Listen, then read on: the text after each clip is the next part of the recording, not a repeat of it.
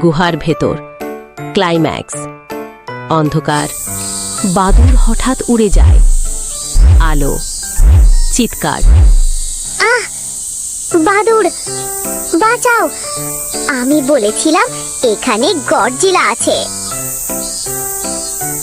ফিস ফিস করে, চুপ, দেখ ওখানে কি আছে। পাথরের নিচে অদ্ভুত চকচকে জিনিস দেখা যায়, এখনো পরিষ্কার বোঝা যায় না। খোকা উত্তেজনায়,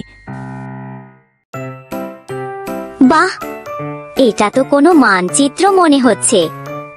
ঠিক তখনই বাইরে থেকে অদ্ভুত শব্দ আসে। থপ থপ থপ।